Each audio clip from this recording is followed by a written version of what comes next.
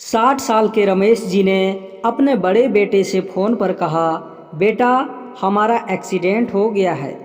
मुझे ज़्यादा चोट नहीं आई, पर तेरी माँ की हालत गंभीर है। कुछ पैसों की ज़रूरत है और तेरी माँ को खून भी चढ़ाना है।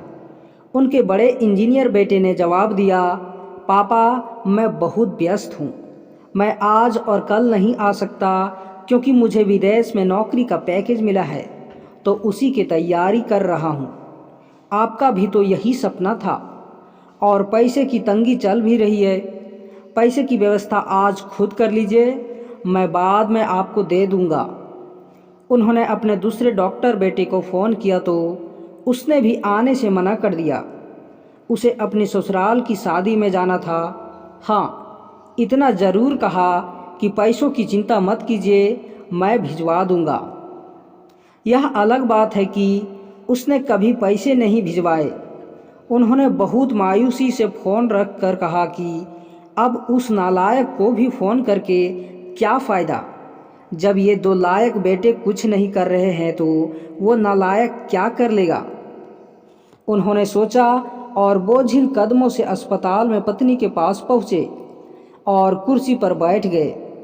इस दौरान पुरानी बातें याद आने लगे। रमेश जी स्कूल में शिक्षक थे। उनके 3 बेटे और एक बेटी थी।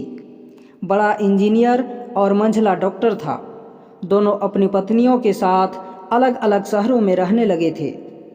बेटी की शादी में भी उन्होंने खूब धूमधाम से की थी। सबसे छोटा बेटा पढ़ाई में ध्यान नहीं लगा पाया। 11वीं के बाद उसने पढ़ाई छोड़ दी और घर में ही रहने लगा।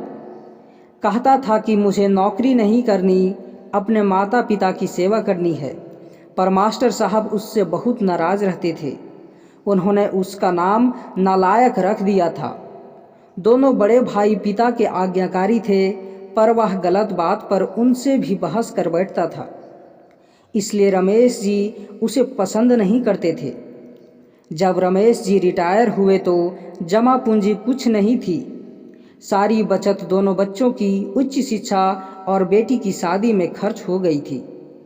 शहर में एक घर और गांव में थोड़ी सी ज़मीन थी। घर का खर्च उनकी पेंशन से चल रहा था।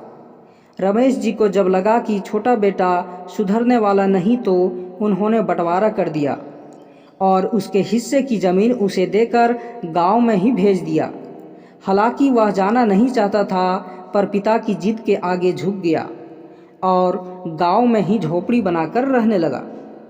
रमेश जी जब भी अपने दोनों होनहार और लायक बेटों की तारीफ किया करते, उनका सीना गर्व से चौड़ा हो जाया करता था, पर उस नालायक का नाम भी नहीं लेते थे। 2 दिन पहले दोनों पति पत्नी का एक्सीडेंट हो गया था। वह अपनी पत्नी के साथ सरकारी अस्पताल में भर्ती थे।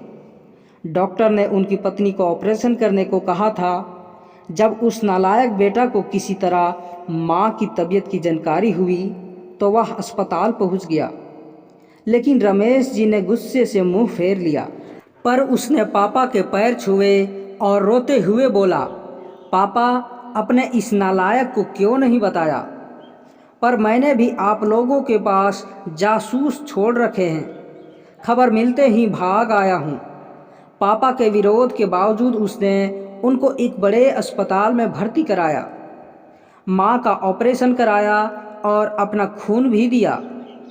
दिन रात उनकी सेवा में लगा रहता था। एक दिन अचानक वह गायब हो गया। वह उसके बारे में फिर बुरा सोचने लगे थे कि तीसरे दिन वह फिर वापस आ गया। महीने भर में ही माँ एकदम ठीक हो गई। वह अस्पताल से छुट्टी लेकर उन लोगों को घर ले आया। रमेश जी के पूछने पर बता दिया कि खैराती यानी ट्रस्ट का अस्पताल था, पैसे नहीं लगे हैं। घर में नौकरानी थी। वह उन लोगों को छोड़कर वापस गांव चला गया। धीरे धीरे सब कुछ सामान्य हो गया। एक दिन उनके मन में आया कि उस नालायक की खबर ली जाए, लेकिन जब गांव में पहुंचे तो झोपड़ी में ताला देखकर चौंक गए। उन्होंने वहां खेत में काम कर रहे आदमी से पूछा तो उसने कहा, यह खेत अब मेरे हैं। क्या? पर यह खेत तो उन्हें बहुत आश्चर्य हुआ। उस आदमी ने कहा, हाँ, उसकी माँ की तबीयत बहुत खराब थी, लेकिन उसके पास पैसे नहीं थे, तो उसने सारे खेत मेरे पास बेच दिए। अब वह रोजी रोटी की तलाश में दूसरे शहर में चला गया है। बस यही झोपड़ी उसके पास रह गई है, यह रही उसकी चाबी। लेकिन जब वह झोपड़ी में दाखिल हुए तो बस उस नालायक की आद आ गई। टेबल पर लिफाफा खोल कर देखा तो उसमें रखा अस्पताल का 9 लाख रुपये का बिल उनको मुंह चिढ़ाने लगा था। उन्हीं ने अपनी पत्नी से कहा, पालकी, तुम्हारा बेटा नालायक तो था ही, झूठा भी था। अचानक उनके आंखों से आंसू गिरने लगे थे और वह जोर से चिल्लाए, तू कहाँ चला गया नालायक? अपने पापा को छोड़कर एक बार वापस आ जा, फिर मैं तुझे कहीं जाने नहीं दूंगा। उनकी पत्नी के आंसू भी बहे जा रहे थे और रमेश जी इंतजार कर रहा था कि वह किसी तरह अपने नालायक बेटे को गले लगा ले। सचमुच बहुत नालायक था वो। दोस्तों, आशा करते हैं कि आपको नालायक बेटे की कहानी सुनकर ज़रूर अच्छी लगी होगी। अगर कहानी सचमुच अच्छी लगी हो तो इसे लाइक करें और चैनल को ज़रूर सब्सक्राइब करें। बहुत बहुत धन्यवाद।